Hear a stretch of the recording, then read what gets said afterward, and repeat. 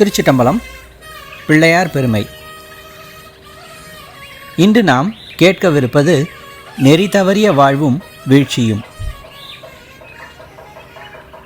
மறுநாள் உதய நேரத்தில் மன்னன் சோமகாந்தனும் அவனை சேர்ந்தவர்களும் கண்விழித்தெழுந்து நித்திய நியமங்களை நிறைவேற்றி ஐம்புலன்களையும் ஒருவழிப்படுத்தி தவஞானியான பிருகுமாமுனிவரின் அருகில் வந்து இரு கரங்களையும் குவித்து சாஷ்டாங்கமாக நமஸ்காரம் செய்து எழுந்தார்கள்.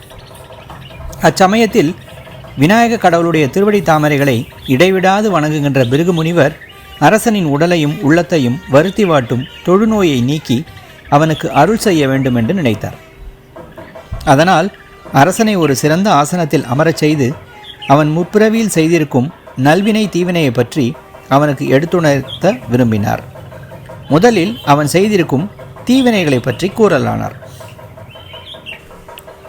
சோமாந்தக மன்னனே, கேள். நீ விந்திய பர்வதத்திற்கு அருகே இருந்த கொல்லம் என்னும் நகரில் சித்ரூபன் என்ற நேர்மையான வியாபாரி தன் மனைவி சுலோச்சனையுடன் அறநெறி தவறாமல் வாழ்ந்து வந்தான். அவர்களுக்கு பிறந்த மகன்தான் நீ.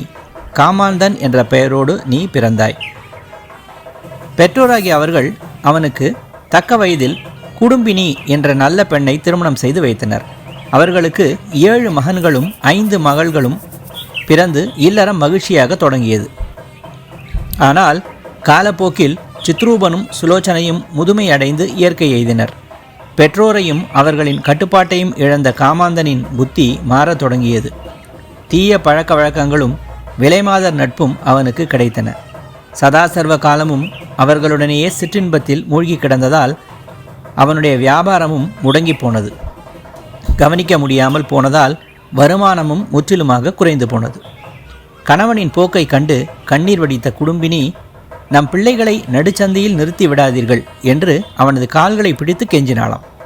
ஆனால் செவிடன் காதில் ஊதிய சங்கு போல காமாந்தன் அவள் வார்த்தைகளை ஒரு பொருட்டாகவே எடுத்துக்கொள்ளவில்லை. கையில் இருந்த பணம் கரைந்ததும் வீட்டின் சொத்துக்கள், நிலங்கள், மனைவியின் நகைகள், கடைசியில் வீட்டில் இருந்த பாத்திர பண்டங்கள் இவை அனைத்தையுமே விற்று பரத்தையர் வீட்டில் கொண்டு போய் கொட்டினான். சாப்பாட்டிற்கே வழியின்றி பச்சிளம் குழந்தைகள் பசியால் தவிப்பதை கண்ட குடும்பினி வேறு வழியின்றி தன் குழந்தைகளை அழைத்து கொண்டு தன் தாய் வீட்டுக்கே சென்று விட்டாள். விற்று காசாக வீட்டில் எதுவும் இல்லாததால் காமாந்தன் முற்றிலுமாக தனித்து விடப்பட்டான்.